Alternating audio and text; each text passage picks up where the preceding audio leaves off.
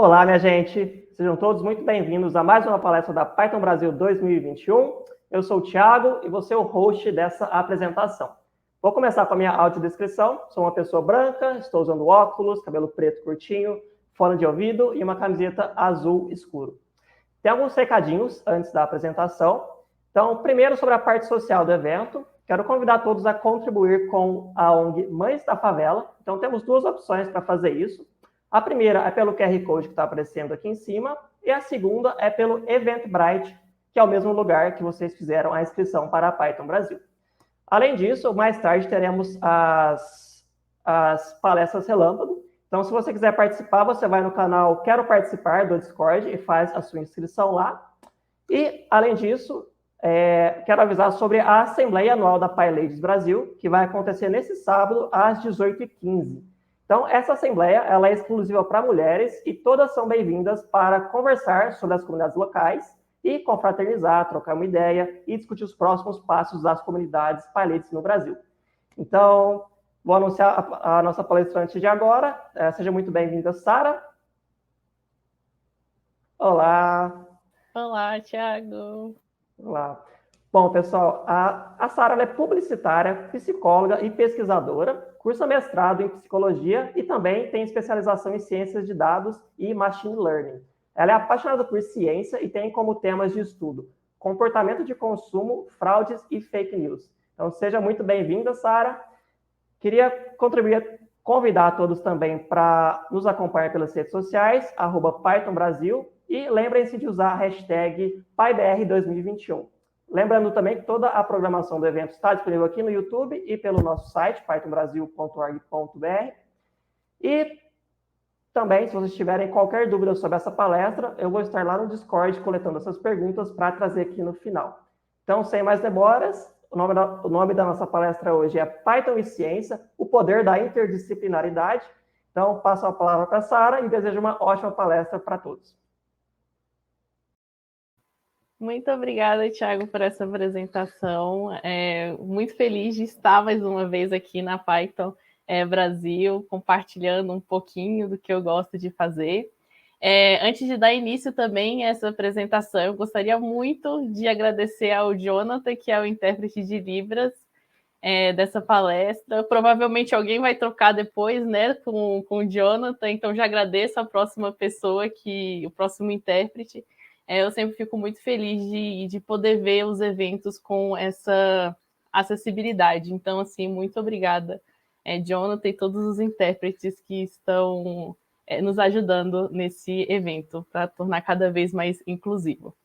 Então, como o Thiago já comentou, né, vou apresentar para vocês hoje a minha palestra que tem como tema Python e Ciência, o poder da interdisciplinaridade. E para a gente começar, né, eu coloquei aqui um roteiro para vocês entenderem como é que vai acontecer essa palestra. Então, eu vou começar falando um pouco de quem sou eu, vou trazer o que é interdisciplinaridade.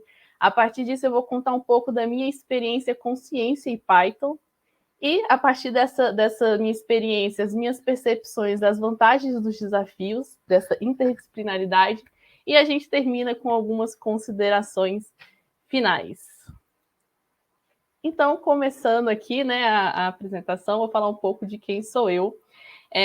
Eu coloquei aqui alguns dos cursos principais que eu fiz ao longo dessa minha trajetória acadêmica e coloquei porque o que eu fiz, essas escolhas, tem muito a ver do que a gente vai falar hoje, né, que é sobre interdisciplinaridade, ciência e Python. Então, eu sou publicitária, né, foi minha primeira formação, me formei em comunicação social, publicidade e propaganda. E logo depois que eu terminei comunicação social, eu decidi fazer uma segunda graduação e me formei em psicologia em 2020. Antes de terminar a faculdade de psicologia, eu tive a oportunidade de entrar no mestrado em psicologia, na linha de pesquisa em psicologia jurídica, e do qual ainda estou hoje lá. Então, assim, eu ainda sou mestranda em psicologia, estou passando por esse processo do mestrado. E também, além do mestrado, eu faço uma especialização em ciência de dados e machine learning, que faço junto com o mestrado. E é importante, né, destacar que, como vocês podem ver, a minha base, né, os cursos bases que eu fiz até hoje, nenhum tem tanto publicidade quanto psicologia, é tecnologia, né? Não tem cursos de tecnologia. Mas eu sempre gostei muito de trabalhar com tecnologia dentro da publicidade, dentro da psicologia. Durante o meu curso de comunicação social, eu fiz um curso de game designer, e aí eu fui apresentada ao mundo da programação, mas foi aquela coisa assim de vou aprendendo um pouquinho aqui, um pouquinho ali, até que no meio da minha graduação em psicologia, eu fui a um evento sobre Python aqui, né, com diversas pessoas incríveis, e que eu conheci a comunidade PyLadies DF, né, que então eu comecei a participar e aproveito a oportunidade até para agradecer essas mulheres incríveis. A partir do momento que eu conheci essa comunidade, eu me senti motivada para, de fato, aplicar Python naquilo que eu, de fato, gosto, que é fazer pesquisas. Então, isso está um pouco aí, esses cursos são as minhas escolhas que eu fiz aí nessa trajetória acadêmica. Só que quando eu falo, né, e aí, eu sou publicitária, psicóloga, as pessoas sempre ficam perguntando, mas tá, Sara, você faz o quê? Você é publicitária, você é psicóloga, não tem como fazer tudo ao mesmo tempo, né? E a pergunta que eu mais escutei ao longo dessas minhas escolhas acadêmicas foi: Sara, você tá perdida? Você não sabe o que você quer fazer? Ou, Sara, você é publicitária e aí não gostou da publicidade e aí foi para psicologia? O que está acontecendo? E essa foi a pergunta que eu mais escutei ao longo desse tempo. O que as pessoas não entendiam é que eu, de fato, sabia muito o que eu queria fazer. Na minha graduação de comunicação social, eu fui apresentada a uma disciplina que se chama Comportamento do Consumidor, e eu me apaixonei. E eu comecei a estudar comportamento do consumidor, né, na comunicação social, técnicas aplicadas à publicidade, à marketing, e eu queria além. Eu aprendi muito sobre uma visão mercadológica, mas eu queria muito além. Eu queria entender como é que funcionavam os processos de consumo, além dessas técnicas que a gente aplicava para o consumidor. Então, eu entrei na psicologia e peguei como ênfase, né, dentro da psicologia social, para entender os processos de consumo, entender os fatores psicológicos que influenciavam na tomada de decisão, questões culturais que mudavam de acordo com a cultura e como as pessoas consomem. Então, aí eu entrei na psicologia social para entender isso. Só que eu queria também ir além. Então, com as mudanças que vêm acontecendo, eu precisava também entender como é que as tecnologias poderiam contribuir com isso. Então, eu queria entender sobre Big Data, já que a gente está o tempo inteiro produzindo informações, a gente está nas redes sociais, a gente está vivendo um momento em que o e-commerce, né, recebeu assim, um boom gigantesco, em que as pessoas trocaram o consumo em lojas físicas para o online, e isso acaba fazendo com que a gente entenda do perfil do consumidor, hábitos de consumo, enfim. E comportamento do consumo não é só, né? Não são só essas áreas, são diversas outras áreas que estudam o comportamento do consumidor. Eu exemplifiquei com as 3 que eu escolhi, mas tem o direito, economia, administração, antropologia, enfim, diversas outras áreas. E por que eu estou falando isso para vocês? Porque enquanto as pessoas achavam que eu estava perdida, eu não estava perdida. Eu só queria entender como aquele fenômeno que eu gostava de estudar, que era comportamento de consumo, podia ser entendido em diferentes áreas. Eu queria compreender diferentes formas de análise que cada área poderia me proporcionar. Então, eu trago para vocês um pouco do que é interdisciplinaridade, que é esse exemplo que eu trouxe para vocês do comportamento de consumo, que é dialogar com diferentes áreas de conhecimento, é a gente buscar ter uma maior compreensão de um fenômeno a partir de diferentes áreas, é entender que existe conexão entre os conhecimentos, sempre, lógico, respeitando, como eu disse, os diferentes níveis de análise que cada área proporciona a respeito desse fenômeno. E foi a partir desse meu perfil interdisciplinar que eu comecei a identificar a importância de aplicar Python em pesquisas. E aí agora eu vou trazer para vocês um pouco da minha experiência na psicologia, que foi onde, de fato, eu comecei a aplicar Python nas minhas pesquisas. E eu vou começar a trazer alguns exemplos de pesquisas em que a gente aplicou Python. Vou começar com a primeira, que foi da minha graduação, que eu fiz essa pesquisa no final da minha graduação. Continuo estudando fraudes ao consumidor ainda na minha dissertação, no mestrado, e essa pesquisa ela foi orientada sobre a orientação do professor João Modesto e tem como título, né, Persuasão e Emoções, Fraudes ao Consumidor na Black Friday Brasil. A ideia dessa pesquisa era analisar a relação entre as emoções e fraudes ao consumidor na Black Friday Brasil. Inclusive, só uma observação, ano passado eu tive a oportunidade de palestrar aqui na Python Brasil e eu expliquei de forma mais detalhada a parte técnica de fazer do desenvolvimento dessa pesquisa. Então, se alguém tiver interesse de fato, entender como é que foi feito passo a passo, assistam a palestra do ano passado que está gravada. O meu intuito aqui é mostrar como é que podemos interpretar, como podemos utilizar Python para a gente interpretar os dados em diferentes áreas de conhecimento.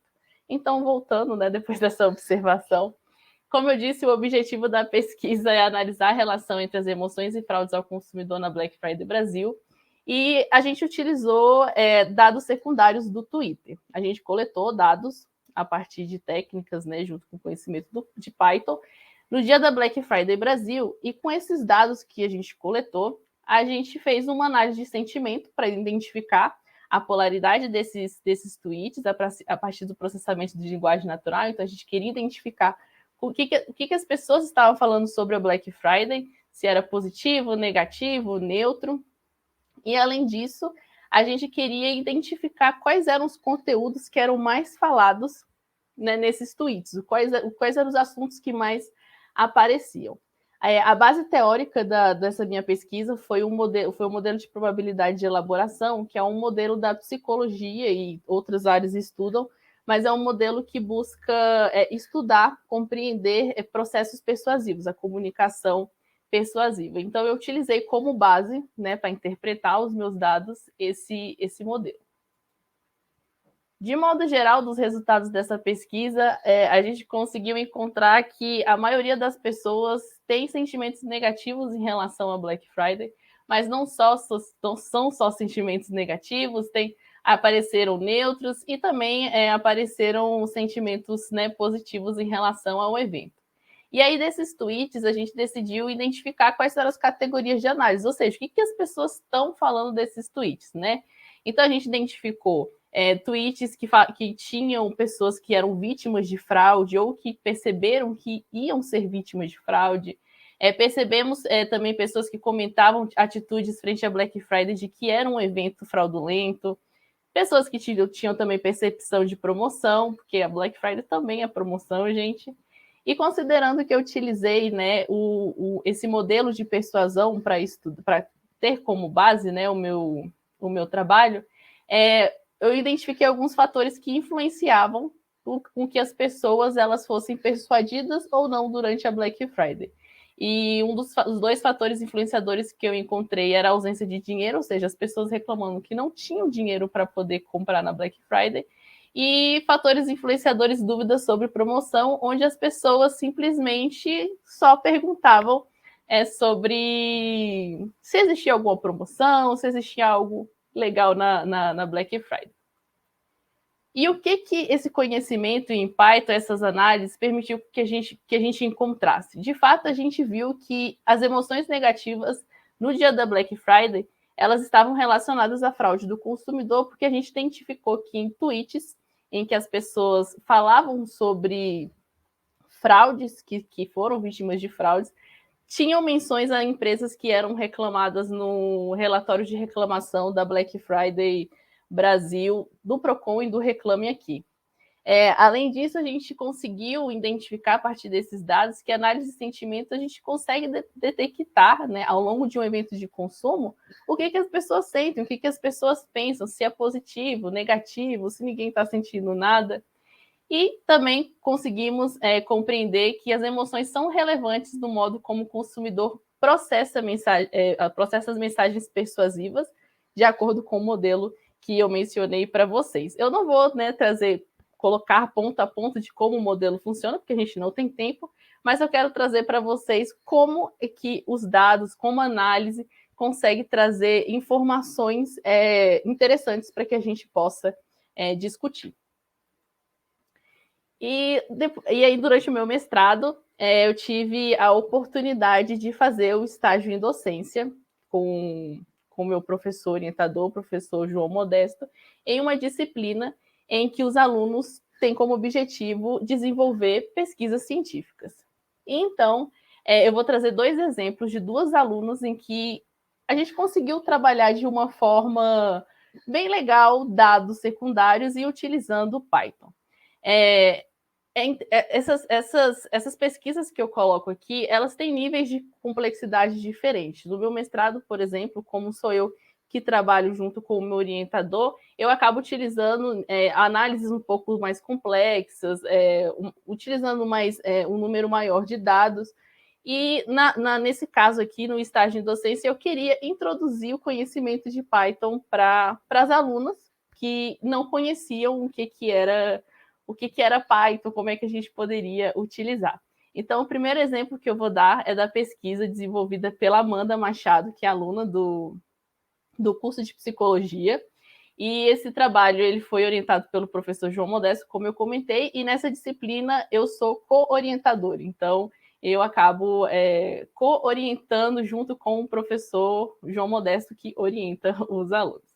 E o nome dessa pesquisa é Representações Sociais da Violência contra a Mulher a partir do caso da Mari Ferri. A Amanda tinha como objetivo, ela queria, né, como objetivo, queria não, ela tem como objetivo da pesquisa dela, identificar as representações sociais sobre violência contra a mulher a partir do caso de Mari Ferri. E a gente utilizou também dados secundários do Twitter, a gente coletou dados no dia 10 de setembro de 2020, quando o acusado de violentar, né, a influência tinha sido absolvido e que houve uma repercussão muito grande nas redes sociais. E uma coisa que eu queria fazer nessa disciplina era, quero falar o que é Python para os alunos, mas não quero também assustar ninguém. Então, o que a gente vai fazer? Vou explicar para vocês como a gente consegue coletar dados secundários de uma rede social ou um dado aberto, e a gente analisa com softwares que são mais usuais na psicologia.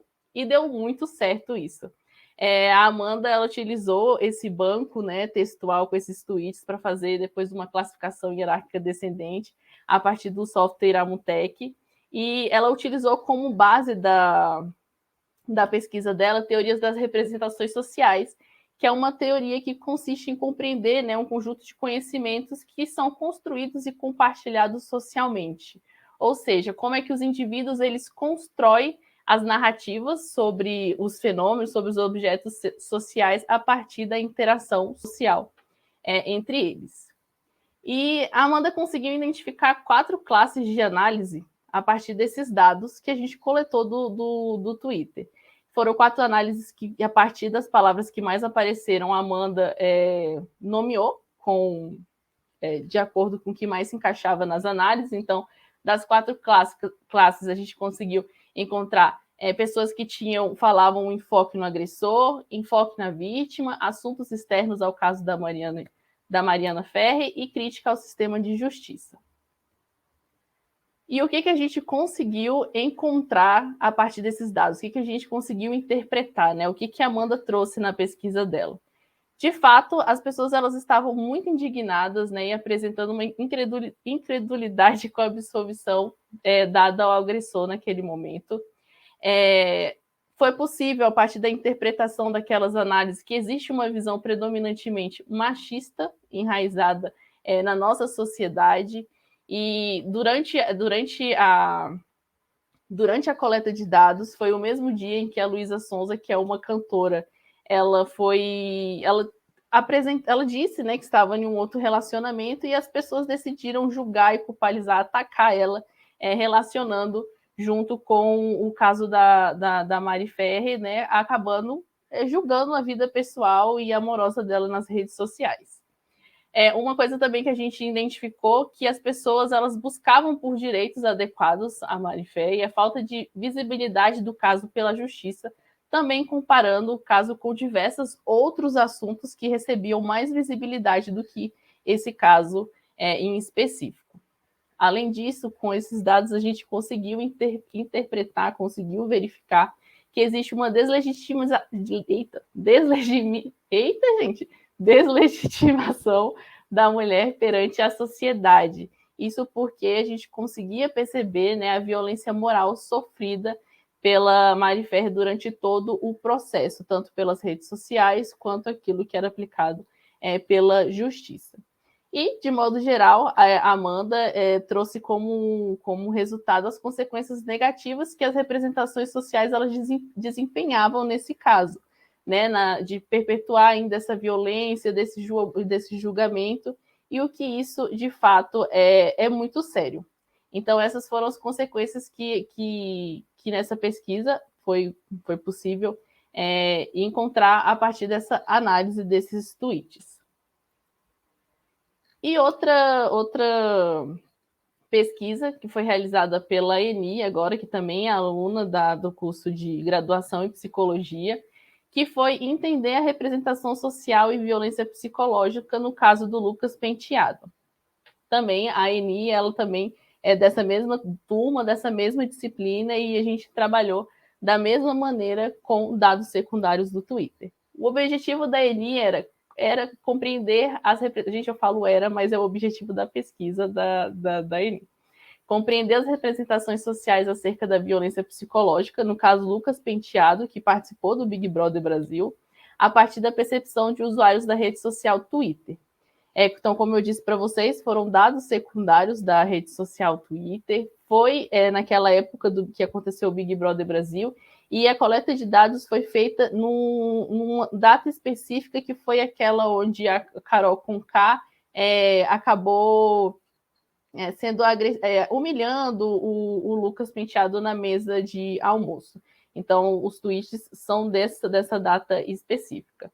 Ele também utilizou como base a teoria das representações sociais, e como eu disse, da mesma forma que Amanda, a ideia era que a gente introduzisse conhecimento de Python para essas alunas, de modo que elas pudessem depois utilizar outras ferramentas que fossem mais habituais na psicologia. E no caso da Eni, ela decidiu fazer uma análise de similitude com esse arquivo de texto, de modo que compreendesse as palavras e as concorrências que elas aconteciam. Então, como resultado, a Eni, né, a gente conseguiu identificar aqui.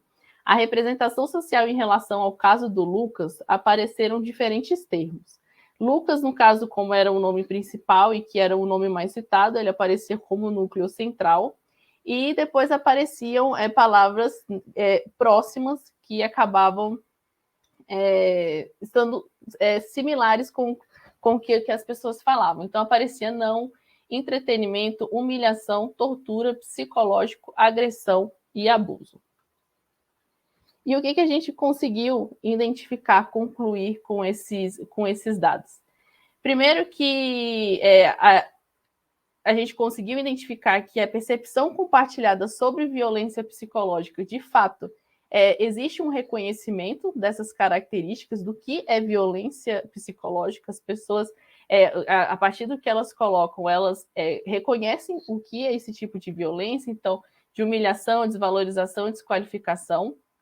Essa pesquisa, a partir desses dados, foi no desenvolvimento da base, né, teórica que Eni fez, em que ela buscou outros estudos na área, ela percebeu que existia uma escassez muito grande de estudos relacionados à violência psicológica com foco na vítima do sexo masculino. Então, acaba que essa pesquisa e esses dados que a gente conseguiu utilizar foi uma contribuição, né, na produção científica sobre saúde mental masculina. Além disso, como conclusão, a pesquisa ela propõe promover uma maior conscientização, né, como forma de facilitar a identificação de outras vítimas que sofrem violência psicológica. E beleza, falei para vocês aqui 3 exemplos de pesquisa, como, né, do modo de usar Python de uma forma mais complexa ou mais tranquila, diferentes níveis de conhecimento em Python. Mas o que eu queria trazer, né, o que eu queria mostrar para vocês com esses exemplos? Que existe informações além do uso de Python. Então, a gente conseguiu ver que foi possível, com esses dados que a gente coletou, explorar informações e conhecimentos em outros contextos. Nas redes sociais, por exemplo, e obviamente que existem diversos outros dados que é possível coletar, que é possível analisar, mas no caso dessas pesquisas que utilizamos as redes sociais, a gente percebeu que foi possível fazer uma análise ampla sobre atitudes e comportamentos das pessoas, principalmente agora que existe essa transformação digital em que as pessoas elas estão indo para as redes sociais, elas estão comentando nas redes sociais, isso está ficando cada vez mais habitual, então a gente consegue entender esse comportamento que está nas redes sociais, além também de mostrar que a gente consegue compreender fenômenos sociais a partir desses dados que estão disponíveis para a gente coletar. Além disso, né, a gente não fica só, né, no que as informações elas são capazes de proporcionar para a gente. Existem diversas contribuições práticas com isso. A partir do momento que a gente começa a compreender, né, ter uma maior compreensão dos fenômenos que a gente está estudando, a gente consegue pensar em processos de intervenção, psicoeducação, de trazer conhecimento para as pessoas, para que elas tenham uma maior conscientização. Além, claro, de que os dados que, né, estão disponíveis para a gente sempre podem colaborar com políticas públicas quando a gente pensa, né, em analisar, interpretar e usar eles de forma que venha para o bem da sociedade. E eu comecei falando um pouco para vocês de algumas vantagens, já, né, inicialmente, a partir da conclusão que a gente teve dessas pesquisas, mas eu vou trazer algumas outras vantagens de um modo mais amplo. Primeiro que na psicologia, em específico, utilizar Python é uma inovação metodológica. Utilizar Python como forma de coletar, utilizar Python para analisar dados é considerado uma inovação metodológica. Isso porque as pessoas na psicologia, por exemplo, e eu estou falando na psicologia, gente, porque é a minha experiência dentro do curso, né, que eu tive e que eu ainda estou tendo. Então, acaba se tornando uma inovação metodológica. Além disso, quando a gente conversa, né, com outras áreas, traz Python para psicologia, para comunicação social, para desenvolver pesquisas, a gente está tendo uma colaboração científica, a gente está buscando compreender fenômenos a partir de diferentes áreas de conhecimento e, claro, como eu comentei anteriormente, também é uma colaboração social.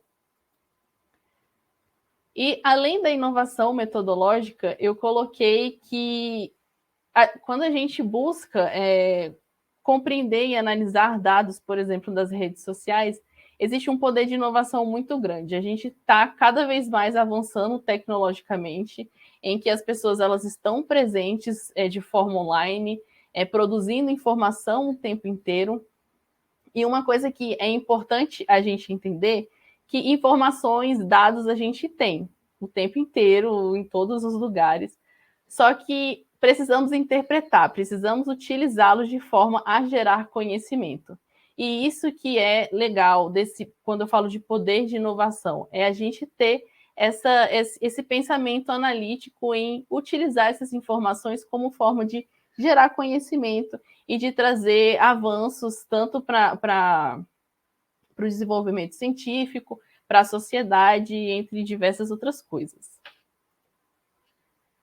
Mas não é só vantagens, né? Vantagens e coisas legais assim que a gente encontra no meio desse processo.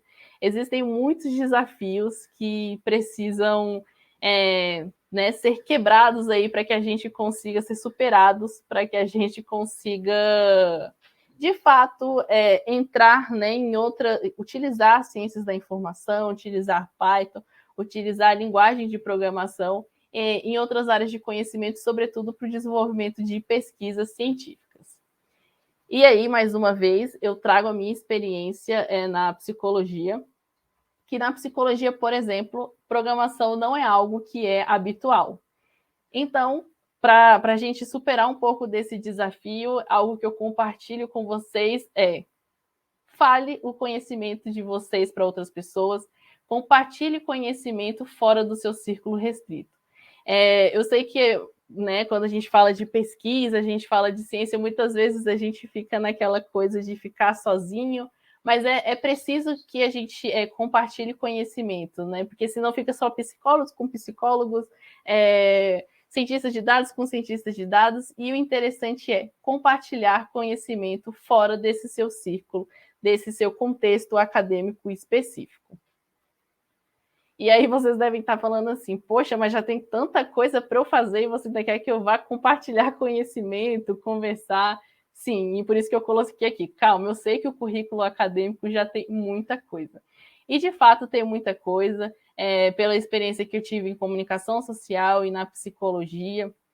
São muitos conteúdos que a gente precisa aprender e muitas vezes esse nosso desejo de ter uma disciplina que abarque sobre tecnologias, ou ter uma disciplina que abarque sobre métodos para a gente coletar dados com uma linguagem de programação X, é difícil mesmo de acontecer.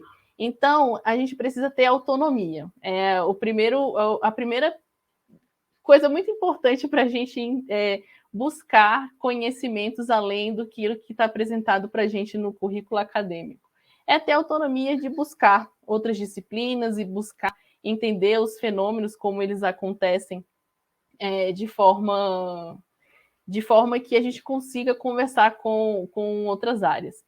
E uma coisa que faz com que a gente tenha bastante autonomia para buscar entender, buscar saber de outras áreas, como elas estão trabalhando e como elas podem colaborar, é necessário ter curiosidade. Com curiosidade, gente, a gente consegue encontrar tudo que a gente está querendo, né? Foi como aconteceu com o comportamento do consumidor. Eu fiquei super curiosa em entender como é que o comportamento do consumidor era estudado em diferentes áreas, e foi por esse motivo que eu acabei buscando outras áreas de conhecimento para saber como é que essas áreas estavam analisando.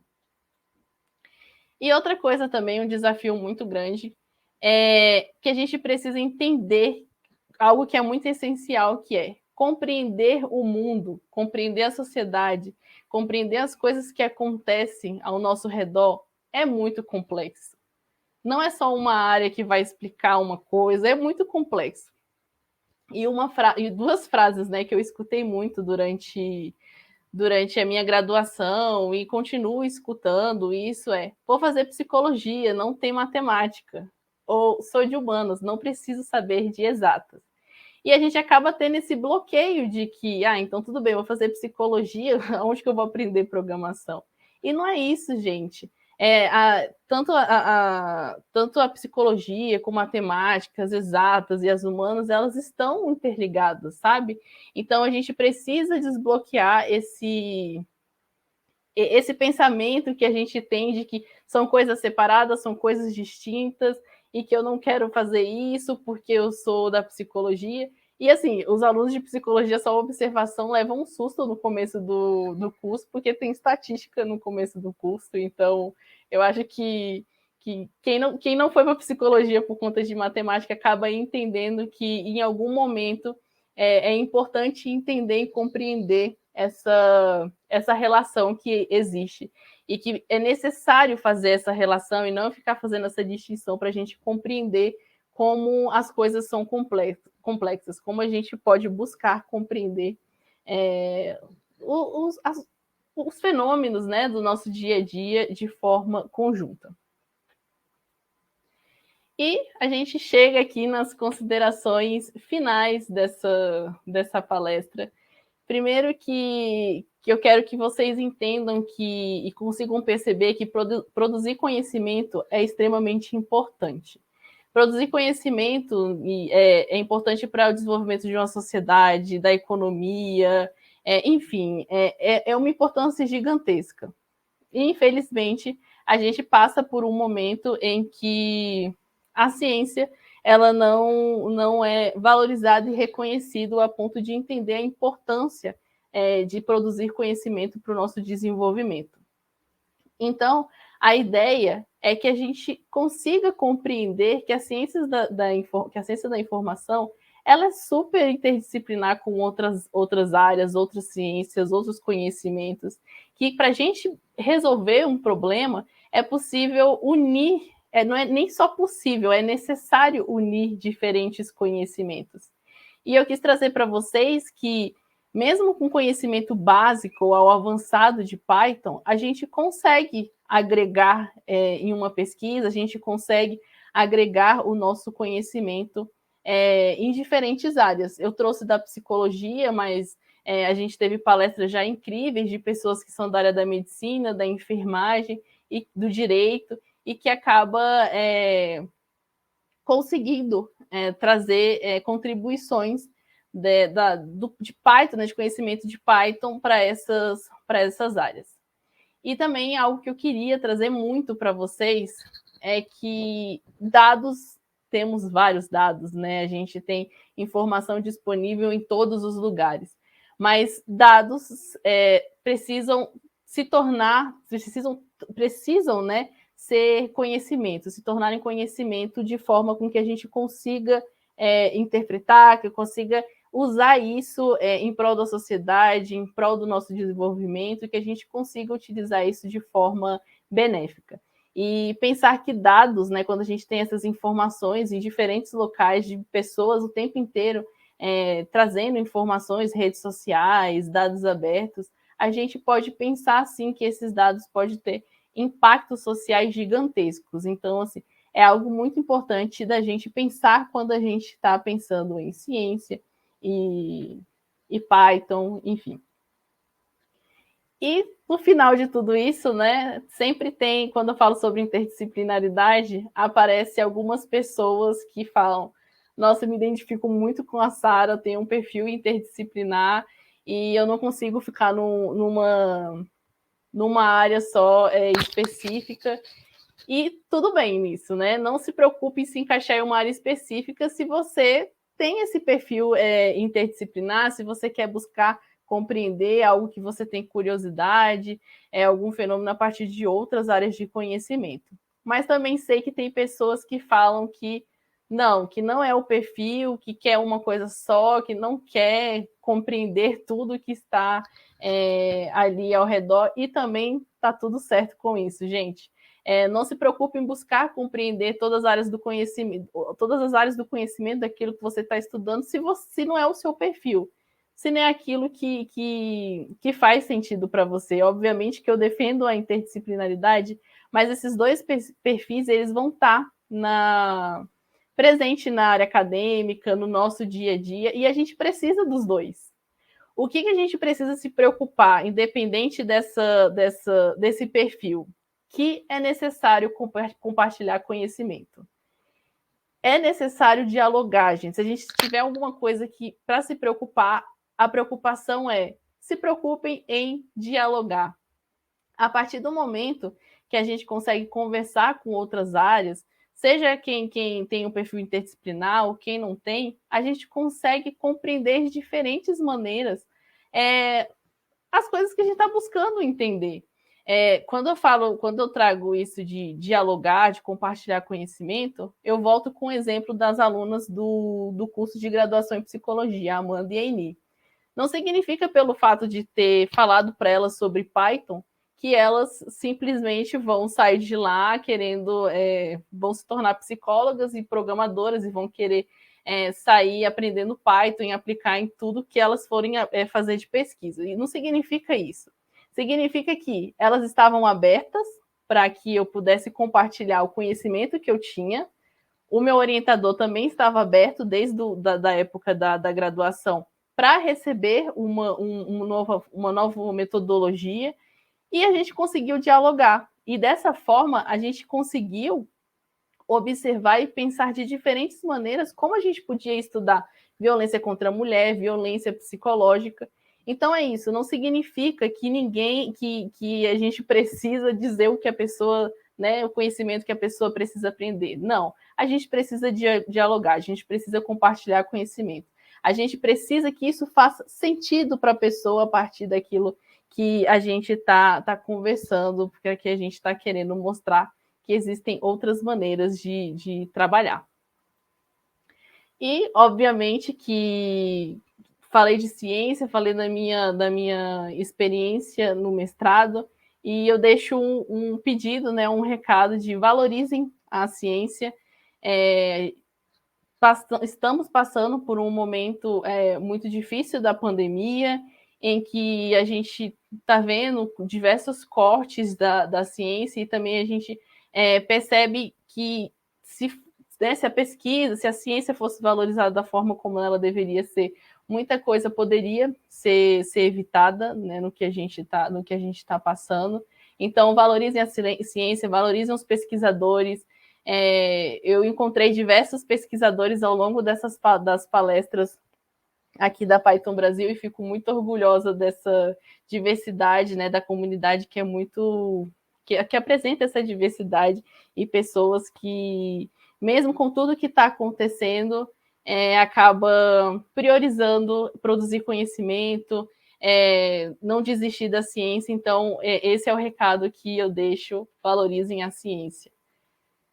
Muito obrigada. Coloquei um vacine-se aí, se você não se vacinou, por favor, vai lá se vacinar. Não esqueça da segunda dose. E se você também tiver que tomar a dose de reforço, não esqueça. Coloquei o meu e-mail para caso alguém, né, tenha alguma pergunta, mas se não gostar de e-mail, eu coloquei o meu Twitter, que depois do meu e-mail é o lugar que eu mais fico. Então, se alguém tiver qualquer dúvida, qualquer coisa, é só lá perguntar que eu vou responder, gente. Muito obrigada. Excelente palestra, Sara. Muito obrigado. Eu mesmo gosto muito dessa ideia do conhecimento multidisciplinar, e acho que essa palestra é muito conectada com o Keynote de segunda, onde o pessoal do canal Programação Dinâmica falou sobre aprendizado, autonomia e as oportunidades que isso abre. Então, acho que é um exemplo, um caso muito legal para complementar essa palestra de segunda. Temos uma pergunta aqui no canal. Como que a gente incentiva essa interdisciplinaridade em TI? Olha, a parte de TI, né, vou falar falar da minha experiência com a psicologia. Tem muita gente, tem várias pessoas abertas a essa interdisciplinaridade na área de TI, né? Tanto que eu já tive o prazer de conhecer diversas pessoas. A forma da gente incentivar é fazer com que isso faça sentido para a pessoa. Então, assim, é buscar algo em comum, de alguma coisa que você quer responder, de alguma coisa que você tenha muita curiosidade, e que você explique isso para a pessoa da área de TI, que isso faça sentido. Eu, por exemplo, na minha pós em ciência de dados, eu trabalho com o meu amigo, que ele é da área de TI, e eu preciso falar para ele assim: beleza, você tem o conhecimento da área de TI, a gente tem como tema de estudos fake news, então, ou seja, a gente tem a mesma área de estudos, que é fake news. Ele é da área de TI.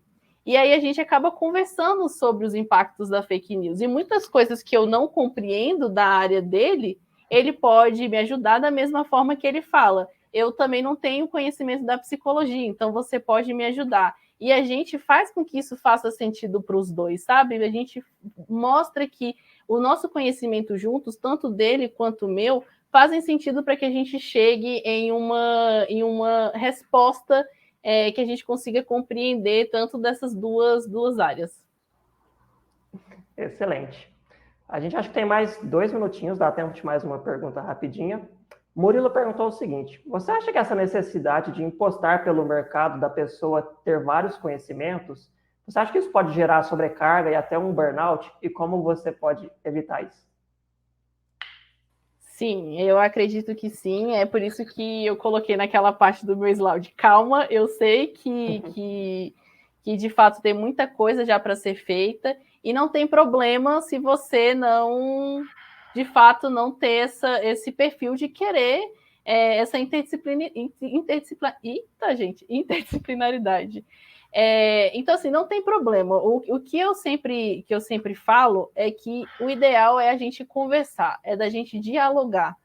Não precisa querer ir atrás. Eu tenho um perfil interdisciplinar que muitas vezes não foi entendido por algumas pessoas. Da mesma forma que a gente não precisa ficar exigindo que as pessoas também entendam todas as áreas de conhecimento.